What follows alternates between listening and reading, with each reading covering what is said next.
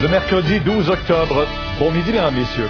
D'abord, c'est toute la classe politique aujourd'hui qui est secouée par cette mise en accusation du député indépendant Tommy Tomassi, le représentant de la circonscription de La Fontaine, qui fait face à 3 chefs d'accusation, rappelons-le, pour fraude et abus de confiance pour avoir utilisé à des fins personnelles une carte de crédit fournie par le propriétaire de la firme BCIA. Les électeurs du député de Tomassi que nous avons rencontrés ce matin n'ont pas caché leur déception face à cette situation. Plusieurs d'entre eux n'hésitent d'ailleurs pas à réclamer sa démission.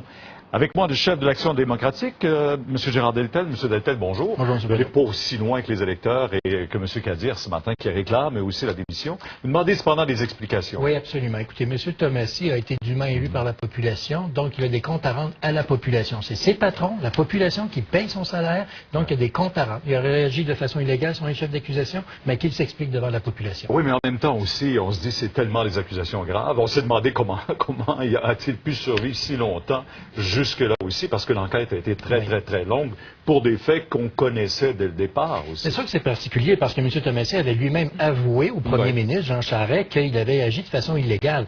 Ça a pris 1 an et demi d'enquête pour ça, donc on a vraiment relevé toutes les pierres, les policiers, et on tombe avec 3 chefs d'accusation criminels. C'est extrêmement grave, mais le processus judiciaire va suivre son cours. Quant au processus politique, c'est à M. Tomassi à s'expliquer à la population. C'est nous autres qui payons son salaire, là. Puis en même temps, on risque même de payer aussi sa défense. Bon, ça, ce sont des règles qui sont établies par l'Assemblée nationale. Quand un député est accusé, il a droit à un fonds de défense, mais s'il est reconnu coupable, il va falloir qu'il rembourse. Donc, on ne commencera pas à tricoter les règles parce que ça ne fait pas notre affaire. Les règles sont établies, mais c'est à M. Tomassi à démontrer qu'il y a un... Mais en même temps aussi, qu'il rembourse, c'est toujours de dire, finalement, peut-être qu'il va nous rembourser parce que peut-être qu'il n'en aura plus les moyens non plus. Ah non, ça c'est clair que si jamais il est reconnu coupable, il doit rembourser sur là-dessus. Il n'y a aucune discussion possible. OK. Revenons sur l'aspect politique parce que c'est toute la classe politique qui est affectée et touchée par ça, aussi éclaboussée. Absolument. Moi, je m'en fais beaucoup parler dans ma circonscription. Ça ajoute au cynisme. Hein? Oui, ça ajoute au cynisme. C'est ça qui est dommage. C'est que voilà une personne qui a été élue. Et ce qui est encore plus lourd à porter, c'est que dans les chefs d'accusation, c'est pas juste quand il était député en 2003,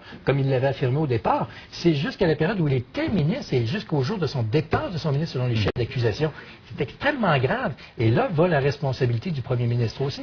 En même temps, il y a des gens qui disent, ben écoutez, là, tout le monde cherche une façon d'arrondir ses fins de mois et lui, il avait trouvé celle-là. Non, c'est dégueulasse. Ça, non, ça, la pire affaire à dire, c'est ça. D'autant plus que c'était pour ses déplacements. Il y a des sommes qui sont versées aux députés pour ça. C'est pas que ça n'existe pas. Les sommes sont versées aux députés pour des déplacements. Et en plus, il était ministre. Oui, il était ministre en plus. Je veux dire, il y avait un garde du corps, il y avait une voiture de fonction. Ça n'a pas de bon sens. C'est pour ça qu'il faut absolument une enquête publique sur la construction. Pour faire la lumière là-dessus. Bon. Parce que ça, c'est un cas qu'on sait, qui est devant les tribunaux. Il y en a-tu d'autres? Ça, je sais pas, moi. C'est le premier de marteau, vraiment, là, qui...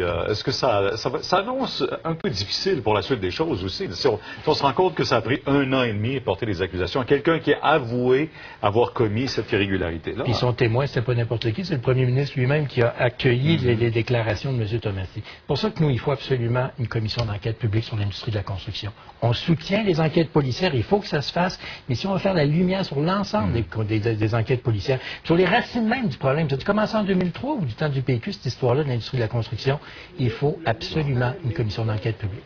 Je veux revenir une dernière fois sur M. Tomassi parce que ses électeurs réclament sa démission, parce qu'ils ont perdu complètement confiance en l'homme aussi. Déjà, maintenant que les accusations sont portées, les faits sont donc là aussi, donc la preuve est établie. Alors, ces électeurs-là sont doublement déçus parce que, un, c'est toujours lui qui les représente, et 2, il fait face à la justice. Absolument. Maintenant, on vit dans un système de droit, donc le droit va s'appliquer. Dans un système politique, c'est à lui à s'expliquer à la population. Bon, restez avec nous parce que je vais rejoindre Robert Bernier, qui est professeur à l'ENAP, à l'École nationale d'administration publique. On va voir si, éthiquement aussi, comment est-ce qu'on peut réagir face à tout ça aussi. Monsieur Bernier, bonjour. Bonjour. Bon, expliquez-nous, là, quand on regarde une situation comme celle-là, est-ce que, selon vous, M. Tomassi doit démissionner aujourd'hui? Oui, mais il est déjà trop tard pour une démission chez M. Tomassi. Ce qu'il faut faire maintenant, c'est d'aller vers une enquête publique très rapidement. Il y a une conjonction d'événements qui se sont produits dans les 2 dernières années. Et finalement, là, on arrive à la fin du cycle de vie politique, si vous voulez, de cette cause-là, de ce problème-là.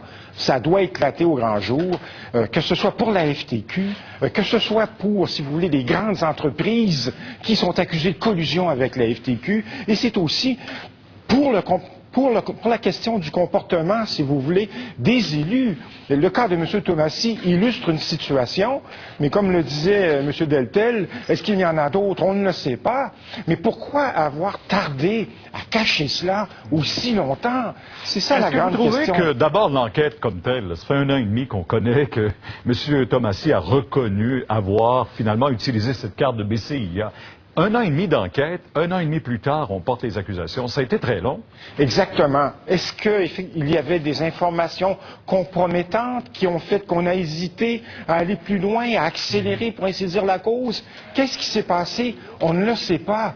Mais ça soulève, ça vient renforcer dans la population un profil d'attitude, si vous voulez, fortement défavorable à l'égard du gouvernement, qui fait que maintenant, ça va être impossible pour le gouvernement de retarder le déclenchement d'une enquête publique à court terme. Oui, en même temps, je vais aller tout de suite à M. Deltel, parce que quand même, M. Charest, ça lui donne aussi un argument. Il va dire, regardez, la police, ça marche. Il y en a des accusations qui sont portées. Le problème, c'est que ça a pris 1 an et demi avant que ça arrive, alors qu'il avait déjà le témoignage lui-même qu'il a accueilli. Il y avait un témoin de première ligne, c'était le premier ministre lui-même.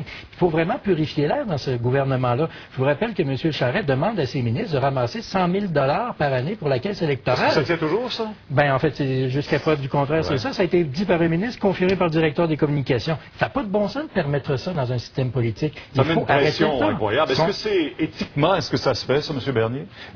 Écoutez, en politique, on a toujours parlé d'argent dur et d'argent mou. L'argent dur, c'est l'argent recueilli par chèque, de façon légale, et l'argent mou, c'est l'argent liquide.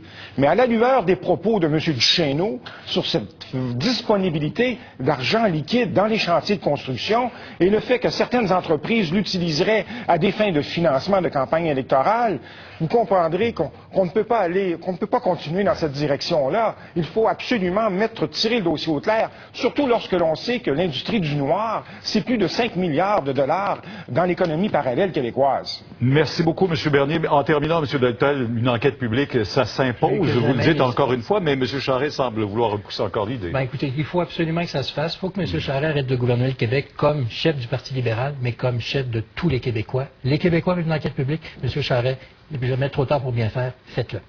Merci. À la météo.